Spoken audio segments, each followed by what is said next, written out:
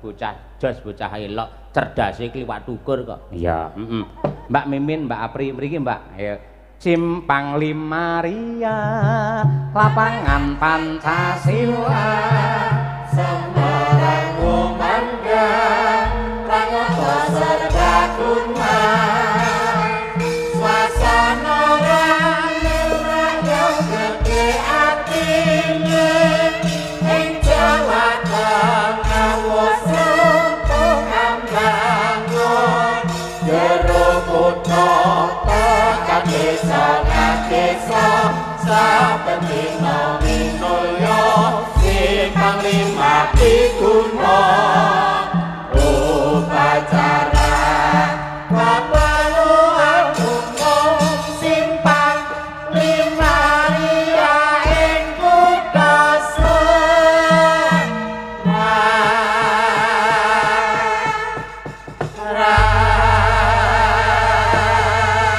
Mbak Mimin, Mbak Apri. Iji.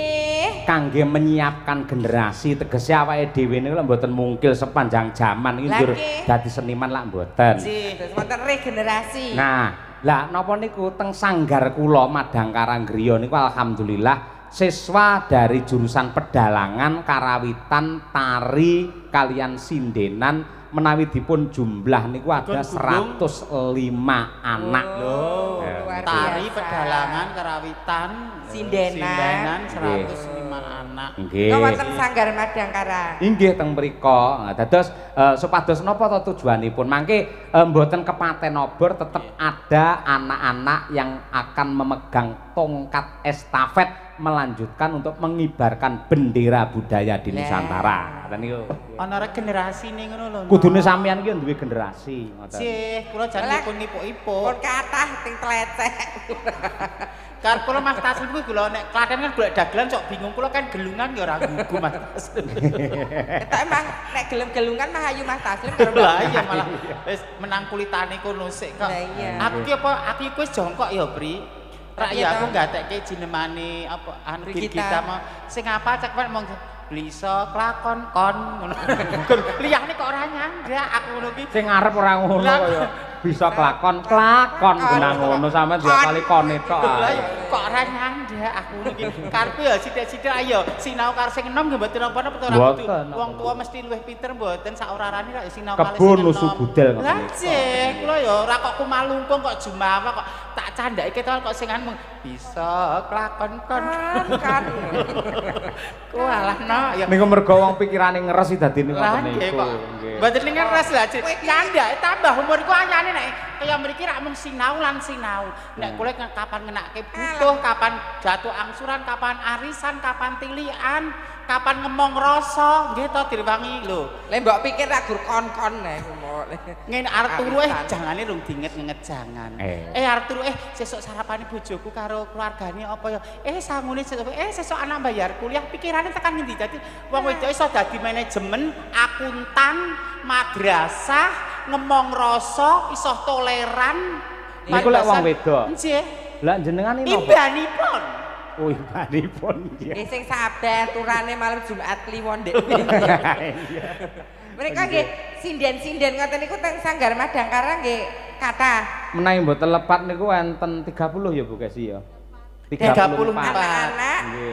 Pokoke SD SMP ngoten niku, nggih ngoten niku SMA. Menawi sing pun Parubaya kados kula tasih ngangsu kawruh tasih pun kepala. Lah kowe iki piye ta Lek wong wayah sinden kok wis tuwa lagi latihan, kok wayah payu mati.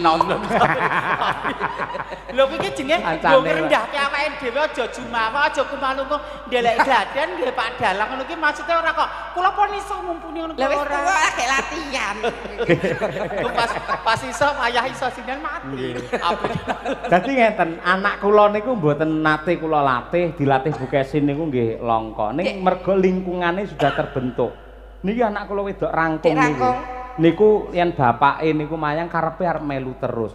napa pancen dados kodrat napa pripun yen anak wedok kok mesti kelete karo bapake niku napa nggih niki Mas Dar wingi ya anake melu halal bihalal kok halal bihalal buka bersama mboten adat lupiane nek kali ibu kan napa sithik sok disaruwe kali ibu kan napa ruwen disaruwe nek galek karo bapak ki nek urung kebangetan biasane rak mboten didukani lah dados terus lengketipun kalih Kang Rama menika nek ibu kan biasane mbok ra ngono to nduk lho nek bapak kuwi nek ora kebangetan adat lupiane wis ben jenenge bocah lah bocah dadi rumaket kalih bapak menika sok-sok menawi ibu nyeneni anake wah bocah jajan terus ngoten kudu dicek dhisik kok iso terus jajan ping pira to hitungan to Bu bareng dihitung ternyata sedina gur ping 3 udakara yen dihitung sak jam kan 3 jam masih ada 21 jam yang dia tidak jajan. Ngono iso diarani jajan terus kan mesakne bocahe. Mesake, wong wedok ki hiperbola kok senengane. Nggih.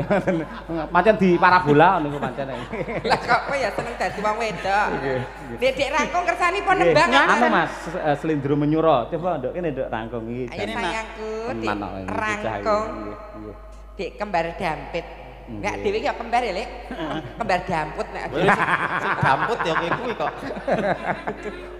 Apri kejem tenan. Nek karo aku gak sio banget lho. Niki bodho iki ora njuk ngapura, Sudyapa, ya ora Sudyapa. Dosamu ki akeh ketoke guyon ning nakoni atiku terus. Lah piye lah aku sing habu minanas kuwi lho Gusti Allah ora paring pangapura. Aku ora njaluk ngapura nek bodho rak ya wis ngirimi kowe teh, gula, roti Roma kelapa. Ya selayaknya. Roma kelapa ki sak blarake sak bajing-bajinge tak kadang. Elek tenan iki. Atine reget to. Mula wong jodhok anu ki nggo karo casing. Ayo nduk rangkung. Ditakoni sik coba. Ditakoni karo. Rangkung kelas pinten? Kelas kawan. Kelas kawan. Putranipun Bu Kesi napa Pak Yoyo? Kali-kali. Oh, kali-kali ya. Ya pinter ta. Nek ibu niku galak mboten? Nggih. Bocah jujur. Bocah jujur. Mula lek mboke nesu ki randang adus to. Randang adus bocah randang adus ngono lho. Sak magrib randang adus karmu piye? Bocahe ngalih karo nyanyi. Buto galak. Nyanyi kok mergo mboke galak ngono. Mboke langsung wow ngono ki. Nggih. Iki badhe nembang napa nyanyi napa Dik Rangkung? Nggih. Semorondana sik lho, Nduk. Kula rangkung. Nggih, nggih. Nah, kelas 4 SD, kelas kawan SD lho. Aku dhisik nek ora kegodho kahanan ya mesti ya pinter kaya rampung lho. Kabahe kahanan. Wong aku sehari-hari daily habitku kuwi wis kaya nggon seningkungan seni lho, Jos bisa. Salahe dadak kenal RRI barang. Iya, coba. Urine. Iki mau ya wis geger pengen mayang barang. Nggih, hari iki mayang. No. Ayo, Duk, coba rangkung Basundari. Kula rangkung Basundari mapan ana karangannya Jaten Kalamun desane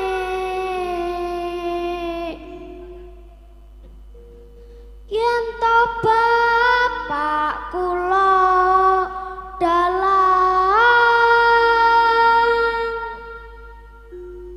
yen ibu waranggana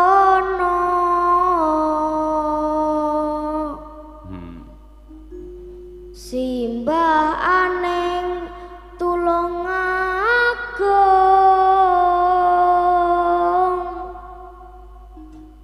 ugi lenggah aneng Blitar.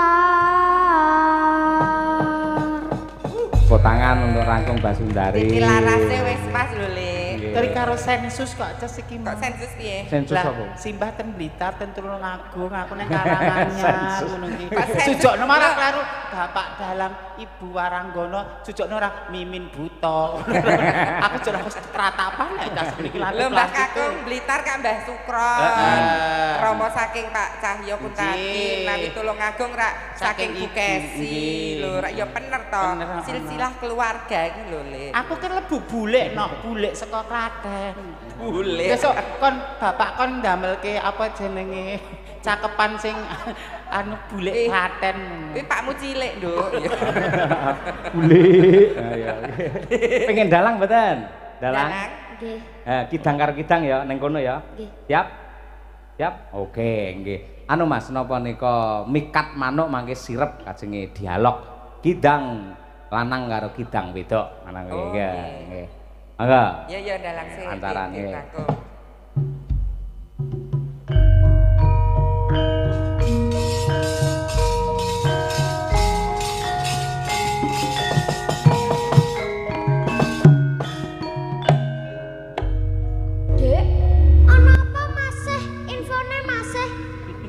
Seneng urip ning alas Wisamarta iki.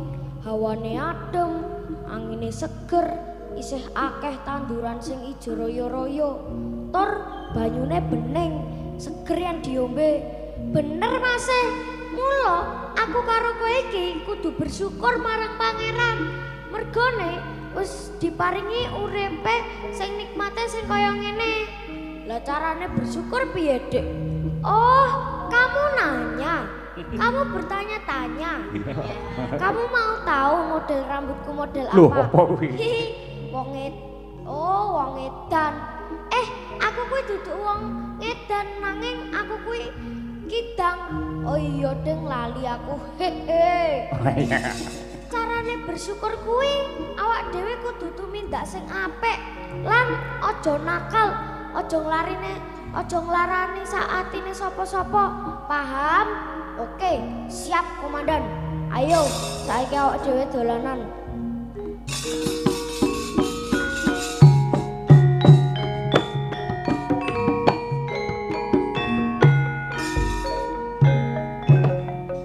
Nah, niki bocah kendel niki, pancen kendel. Kudune nek iki kan critane kidang. Terus? Iki terus dadi wayang mung dadi kidang ning ngene-ngene kan lho. Kidang tantrum. Kidang tantrum. Nek upamane ngono ya apik lho niku. Lho, sae lho. Lah sekarane tungdek entak-entak tak entungdek tak entak tak. Sapa bar kelurone mboten mawon. Tanti. ayo kok kidang tantrum kan. Ora perlu kasar-kasar gerake sing alus wae kan kidang alus ku nggih enten. Ayo coba kaya apa Mbak Mimin yo. Yo Mbak Mimin. Yo. Ayo begini.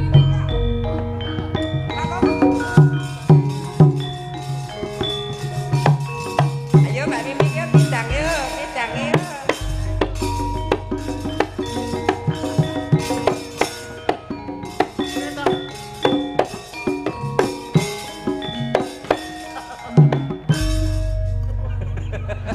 Gur mergo TikTok tantrum lho Mbak poco-poco aku. Ayo Mbak Apri, ayo.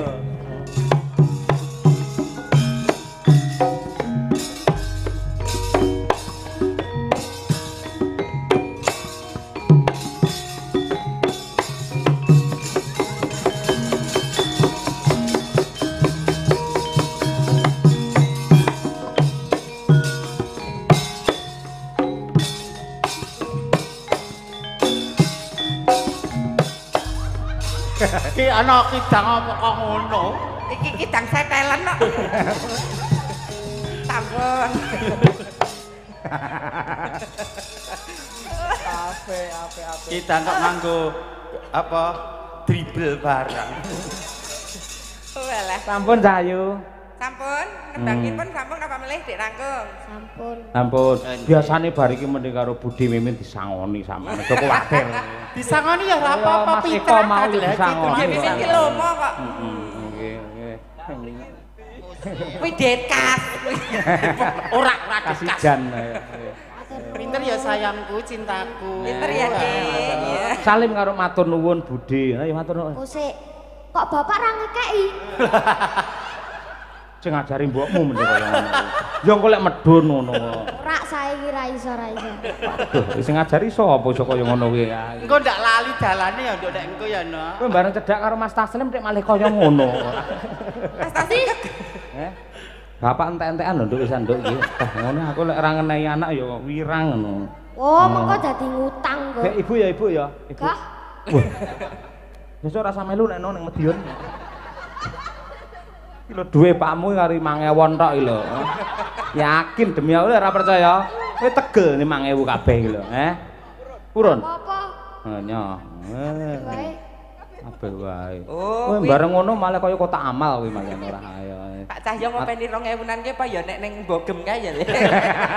Ya maksudnya mengapresiasi ngono lho, Jos, menghormati. Lah iya Nggih parkir ini nggih parkir. Iya. Atur nuwun nggih. Ndek Rangkung Basundari. Dik kembar. Kaya ngono kuwi jane bocah kuwi bocah lugu. Mergo sok ngerti dagelan sing njaluk dhuwit teng dalange. Akhirnya ron mula lek mbanyol teng panggung hati-hati lek nek cah cilik ngono. Akhirnya jenengan kena 100 to malian ngono. Mboten napa-napa kula remen wong ibaratnya anak kula nek gelem dimong pun sak menten iki. Kowe remen to nek karo cah cilik njaluk dit. Dik le njaluk adik Mbah Imin le. Det kas lho tapi. Itu ora det kas iki diparingi sisaning det kas lho, Bri. Det kas tapi. Iya. Ceritane ngeten lho Pak Kangko. Pak Yoyo ki adine Pak Kangko lah bacutan ki mah lho. Lah nyambut ki le lah. Pak Yoyo ora rajine Pak Kangko ya bacut ke sensuse rampung mau. Ora udu nonton wayang. Lah yo, lah kan iki yo sensus ya ora apa-apa ta, jek bacutane nduk rampung mau. Lho jenengan tase ya tas kakung ya Pak ngono. Nggih kakung. Oh nggih. Dados ceritane kula kan diabri niku menawi pikantuk saweran kang tresna mboten diklumpukke. Lah terus bendarane kula to dados nyen sewu nek enten kanca seniman kagungan kersa ngoten kok wis jikukke kasae Lek. Dadi enten cah cilik mesti jenengan gemati nggih. Nggih Kakang Kala. Nggih. Terus misalnya enten pilihan rencang ngoten. Mboten lek jenengan gemati no pancen kanca-kanca pengrawit takon ngejak anake kabeh ngoten lek petuk kalian jenengan nggih. Mangke sampean iso dadi sinden sida ludes niku. Mboten ku pancen pun diplening kalih genduk ngoten to, kan genduk apri niku. Oh nggih. Oh, berarti dermawan genduk niki nggih.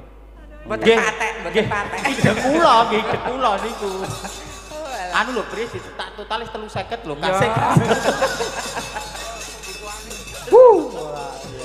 Ning mboten napa-napa wong jenenge tabungan dinggo jagane kaya poso ora ana tanggapan nek pun duwe tabungan bersama, akhirnya sembakonan. Dari hal-hal yang kecil menika ternyata dalam situasi kondisi yang darurat bisa dimanfaatkan. Kowe nggih operasi yo kena kanggo sik lho, piye ora? Apa kae? Oh, ya kowe nggo BPJS kok ya. Kae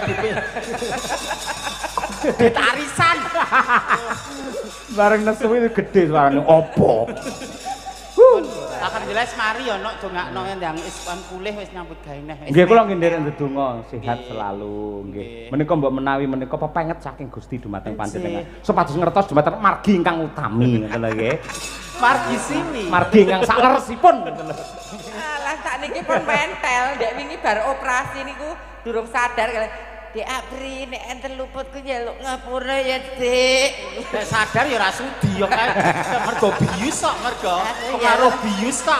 Aku njaluk. Seksine bukesi lho, jarine kula wingi lak operasi mergo nyepot kuku niku kan mboten sadar to. Kula mak biar tangi nangis niki metu-metu luwe ngoten. Jare kula muni, Bukesi matur nuwun ya aku sayang karo sampean. Jare muni ngoten niku. Monggo sakjeke kula mboten nate omong ngoten niku. Berarti kowe kan ya dari hatimu. Ora sudi aku gak. Tak lalat. Jadi wong lambrang kok, pikiran wong lambrang kok. Mbak Triastuti ngancani Mbak Mimin Apri coba kaya apa? Enom berdasarkan tanggalan iki kaya ngomong kridane. Ayo ngatasi tampil telu kok lanang kabeh. Kula wedok Pak Yoyo. Oh putri nggih. Asli. Asli nggih, nggih. Nggih. Lho kaya ngono. Biasa Mbak Astani Mbak Ra iki mung 30 gram iki 10 wis santai. Biasa ya Astani rasane. Niku Mas to. Mas, masuki min. Alah. Menika wonten live streaming kang mirsani sekitar 3.000 lho niki wau terakhir kula apa cek sing mirsani saking live streaming. Live streaming. Nggih. Luar biasa. Nggih, matur nuwun para subscriber Kuntati Channel yang kepareng tresnani dumateng kula sak kanca Madangkara nggih. Cobi gentos laras pelok Mbak Tuti anu nggih napa niku sambung wanci dalu. Menika wonten piyayi Surabaya ingkang wiwit wingi nganti kesupen dereng kula aturaken. Nah, nggih, Pak Waris Sugiono. Ingkang ngripta panjenenganipun Bapak Sukron Suwanda nggih. Nggih. Sambung wanci dalu. Nek pama sing ngripta ki cah-cah Gen Z ngono judule VCS ya, Bri. VCS. Apa itu? Lah kan kak telepon wayah wengi to kuwi lah. Nek cah saiki kan basane disingkete VCS. Apa? Lho ki sambung wanci dalu mau lho. VC lak video call iki lho. Anu silaturahmi. Niate silaturahmi perkara mriku pikirane ngeres kan mriku sing ngeres. Niate kan silaturahmi. Lah guyune banter banget iki kerep lakoni. Oh, Cak bagus to. Mangga, ndak tutik lah sinden Bang Telon. Kok bangkelon? Lah wulune pirang-pirang werna. Rambute to. Ana coklate, Iso kembang telon. wis sulak putih karo ireng kok. Kaya kucing bang telon. Kok kucing barang to? Rikmane abri. Kan nek yahine kucing terai. Sing bawa anu bertiga lho, gentosan lho. Kucing nek kula mesti bakoh no. Oh iya. Pede. Ya Mbak Tri.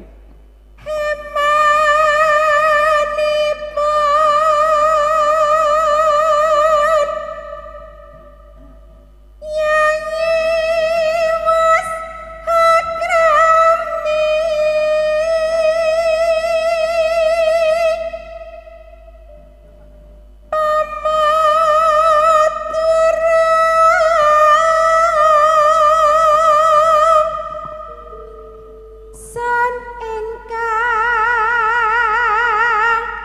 hanggarwa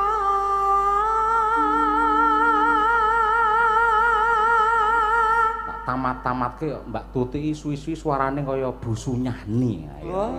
Napa nggih Pak? Iya iya. Nggih, nggih. Tunyah-nyoh. Ayo. Nika legend lho.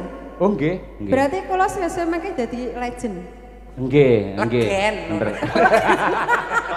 Legen iki. Legene omben pri. Gula Jawa Kowe kan jeneng tae wae, legene omben lho. Iya. Tuwak ngono kuwi lho. Legend. Berarti aku mendemi. Legend ki diwaca tulisane piye? LEGEND to legen. Kuwi mendemi lho. Nanti. Kang Mas.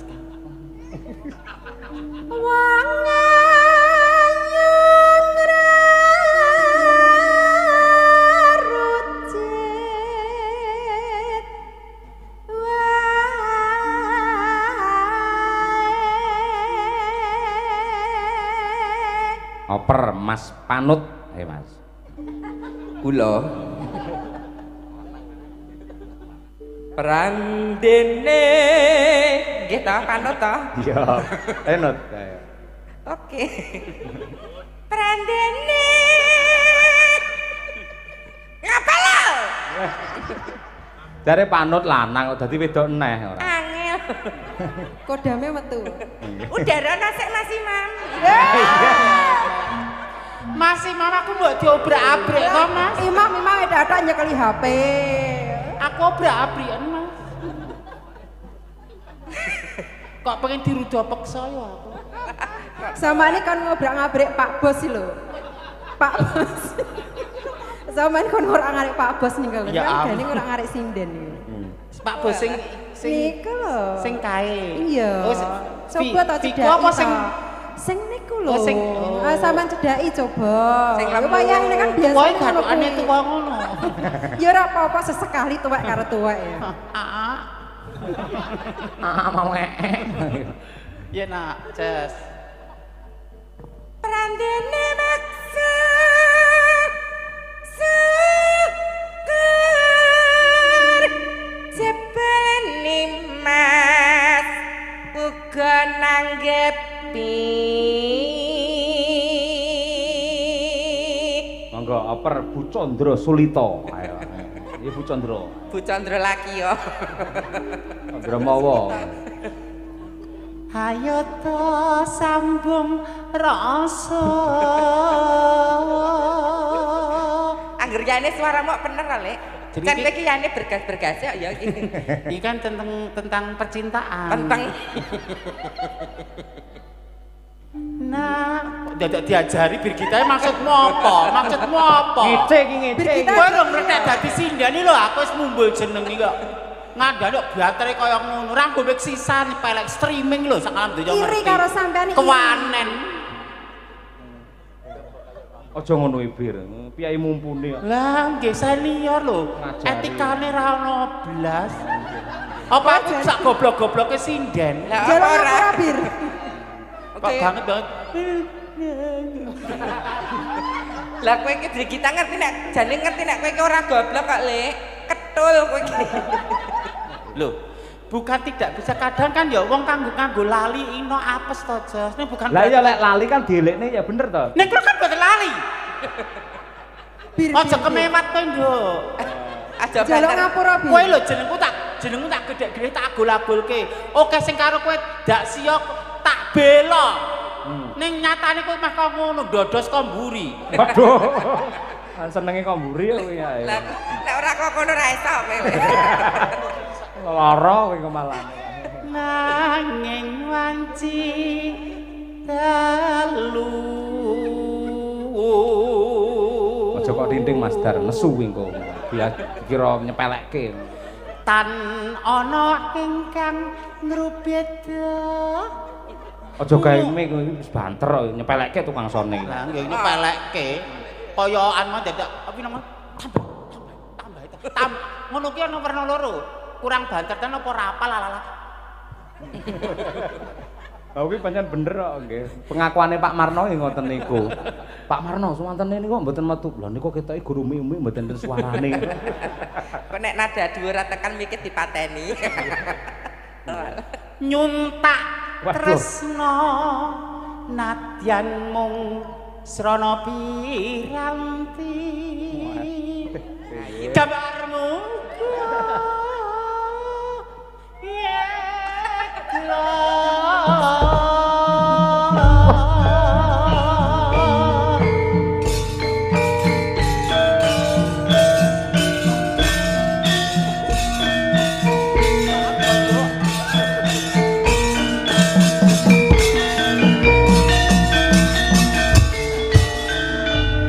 Aja ndhisik Tik, dosa diamuk kok.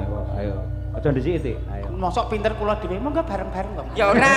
Ya mboten. Ayo aku pinter, aku sukses, aku kancane kemana nopo. Wis men pen Ya, kabeh. apa-apa, gen Oke. ngerti. Sing bergaringan ya, Mas. Sing. Monggo Mbak Tutik. Ayo, sik dirungokke sik. Sing gedhe. Lho sik anu putri no suwantene.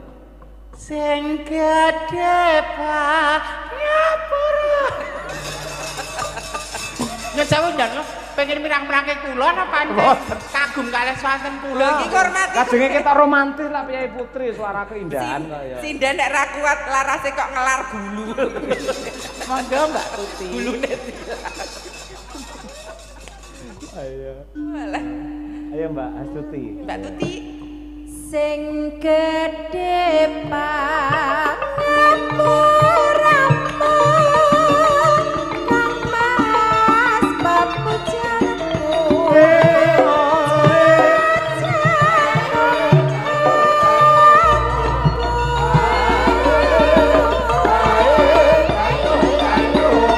Sampun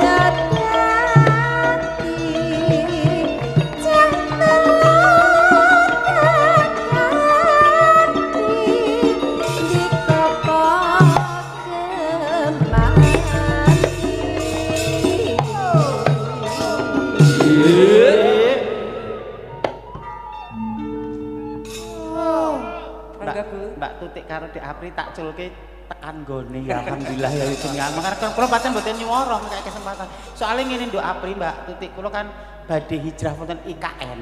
Dados mriku kan lipur para sing bangun infrastruktur wonten IKN. Arep dadi bekantan iki lho. Ora, arep dienggo tumbal ning ngono. Lah dadine aku bekatan ki anu lutung kae iki mriku. Dadi aku nek kono kan ya jenenge ra apa-apa ya ora.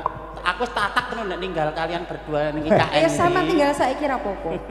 Ya kok sik Mbak. Rungono sponsor kok. Ora tetek iki piye. Maksane mbok tinggal ngono terus. Awak dhewe ra iso ngono ya. Lah ya iki mah ya wis do tekan. Ya kowe coba. Sampean coba. Mendah boyo yen to sida urip lan handika mesti bagya mulya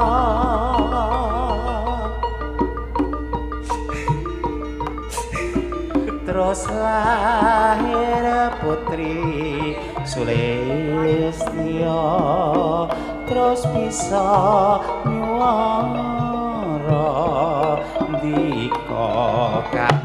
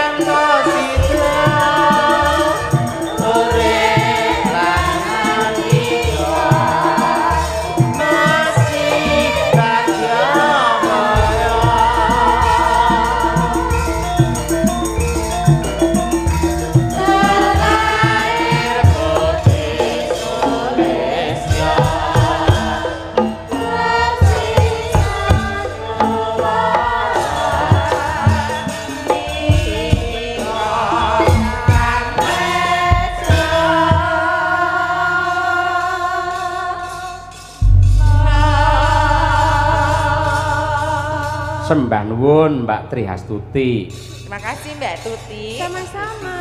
Alhamdulillah niki Mbak Mimin Mbak Apri dipun panto kalian kadang kula sepuh Roko Mas Mayor CPM Mujito Puspomat Jakarta ingkang kala wingi sampun nimbali kula sak kanca wonten Ponorogo.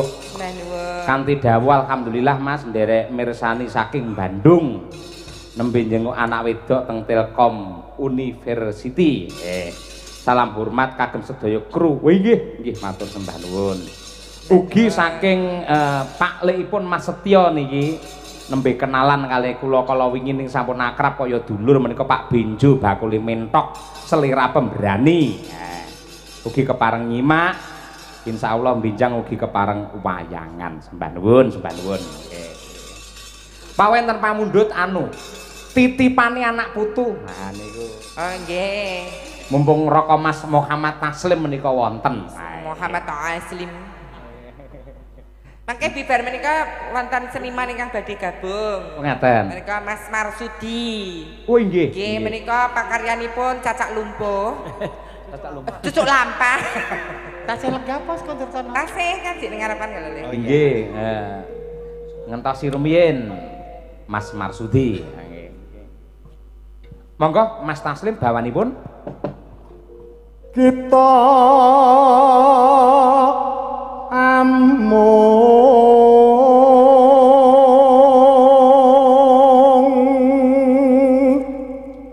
acos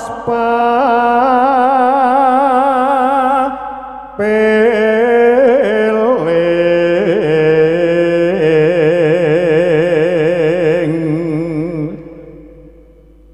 yo kalimput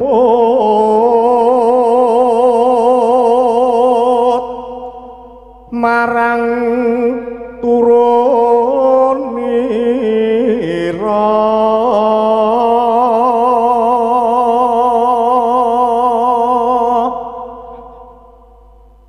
kan nyambung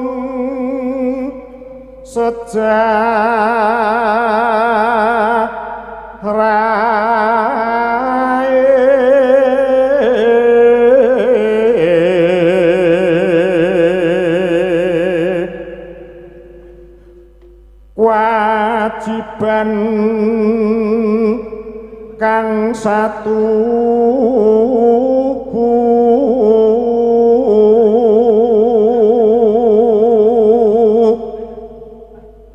ngupakara murid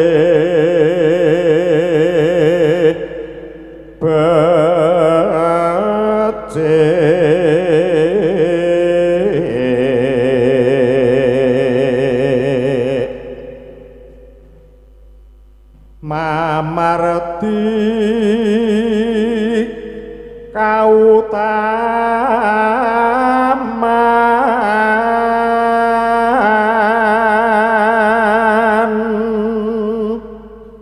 mamre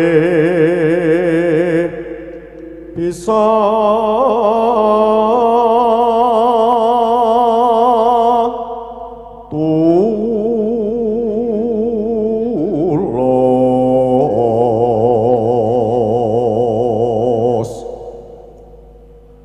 rumeksa titipan ngira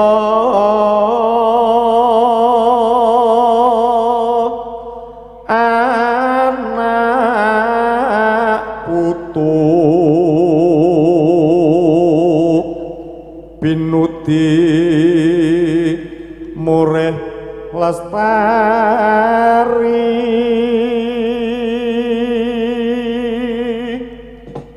payu padha nindakno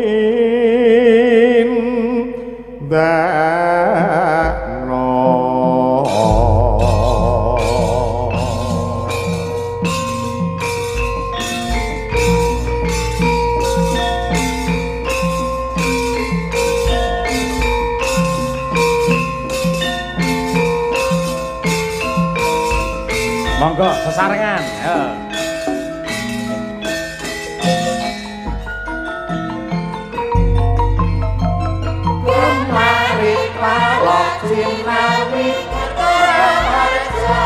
Iku nusantara bumi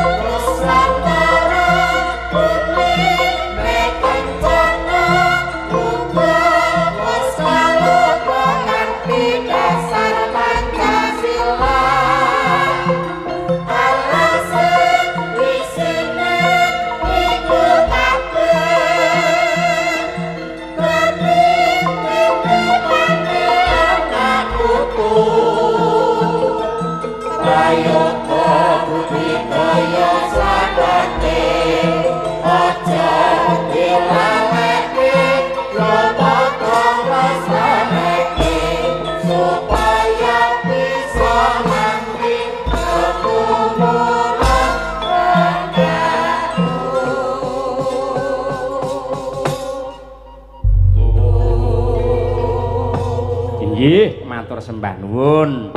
Raka Mas Marsudi tasih lenggah. Mas Marsudi tasih. Nggih. Ayo Lek Marsudi, biasanipun iringanipun serampat. Oh ngaten. Nggih. Nggih. Ning tasih lenggah nggih? Tasih. Oh nggih, nggih. Monggo. Ayo Lek Marsudi. Ya Masku. Monggo serampatipun Mas, ya kangge ngurmati Mas Marsudi. Yo.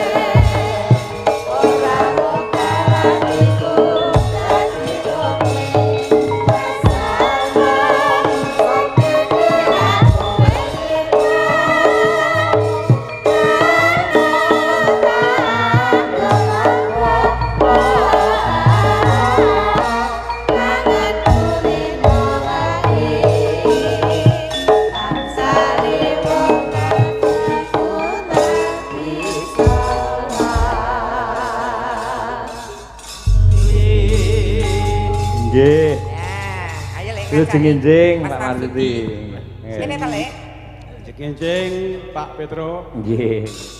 Ngapunten niki namung latihan. Wah, mboten Penari apa-apa. senior menika wonten Mboten. papan putih kemana sanding cekluk. Mboten, Mas mboten, mboten. Marsudi sanding cekluk Mas Marsudi ket aku urung muncul to Mas sampean wis. Nggih, wong grewong geblasok ngono. Nggih. Nggih. Lho jebule daleme mriki to. Asli kene ngasih ke musuh. Oh. Istilahnya kene mergo nyakon dioyak-oyak bang becet. Oh, alah. Ya iya ta. Iya toh. Wis rakele nyang tanggal ke sepene mudian. Piye? Pas nyang tanggal gone Mbak Restami lho. Oh, banjir. Oh, banjir. Banjir le nyanyok karo kowe kae lho, Nok. Oh, Tas itu nyucuk mah harus gremen. Malah renang, cucuk lapar malah renang. Ngatur ki apa? bawa Mas? ta Mas. Derek kemawon kula. Yo sriuning mawon. Oh, serius. Nggih. Kuning. Sing do ngancek nduk winong ki Nok iki mana? Dikancani ya, Nak. Kancane nggih Pak nggih. Ya. Bentuk winang-winang. Ya ndak winong. Nggih kali iki kok. Kok ya langsung mloho Mas. Karo kancaku ngono wis penak to kok. Mong padha le guneman kok le natoni miriske mencabik-cabik ati kalih rencang kula wis penak wis mudeng. Kalih rencang kula. Wong Jawa ki mbok sing rada semu. Lah piye? Kok terus lah wandu. Lah iya, kenyawandu sisane buta. Mbok kalih begenten kalih. Kok begenten. Kenang ana Pak Marsudi nang. Men sampean iso tepung. Kula ben wonten dalipun Bu Kesi Tulungagung kalian Pak Wahyu Jodipati. Oh, Pak Wahyu Nganjuk. Nggih, Nganjuk. Niku Mas kula. Oh, ngaten. Nggih. Iki sakmenika pun bubar. Radionipun sampun mboten tasih kok. Mung alih-alih frekuensi. Menawi rumiyin menika 106,1 sak menika 106,6. Oh, ngoten nggih. Nggih, leres nggih. Hafal. Kak Persa ta, Pak? Lha tak apusono ya ora ngerti. Ning leres 106,6. Nggih, leres. Monggo Bapak. Putri kang sulestra warni Sri uning mustika tuban Sulamoe katmu kok ngas cakro guyang-guyung ngopo e, Mbak? Bocah nyekel apa ya iso ya, Jas, bali sapa-sapa. Oh, pengen joget. Oh iya. Iki ning areane kok. Lah ya Sula. Putra Kanjeng Sira lawe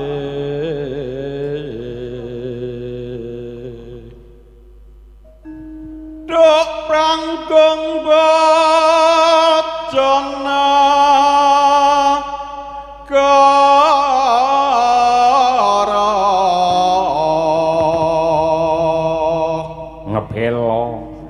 Mbebela Wiratmaya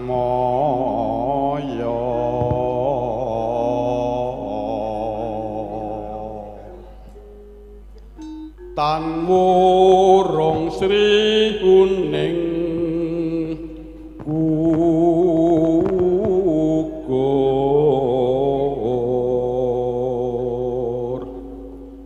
dadi mustikane bangsa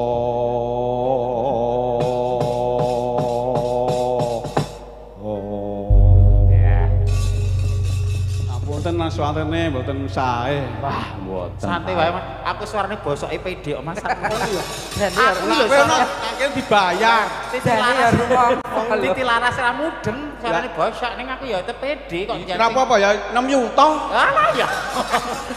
Info saka sapa ya, Mas? Kok malah ngubeke rego wong rolas kok tak obrake 6 yuta. Ora ya. Dhewe nggih 150. Ngono gene karo aku njaluk 15. Lah nggih to.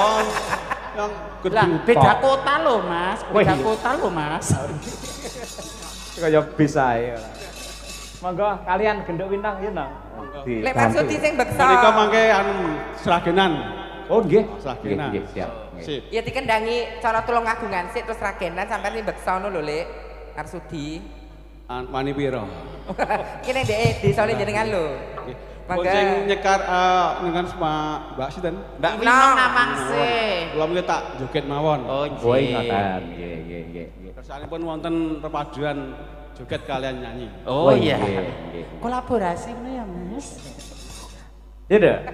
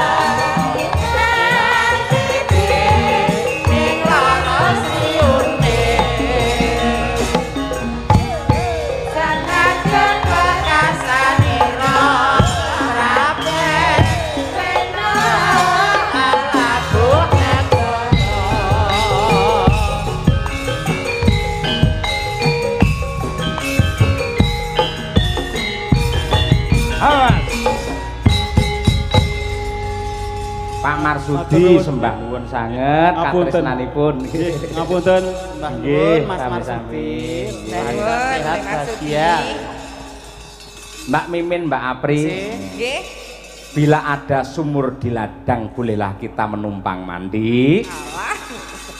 Bila ada umur yang panjang, insya Allah kita berjumpa lagi. Matur sembah nuwun Pak Cahyapun pagi. Sehat-sehat lancar ya Pak.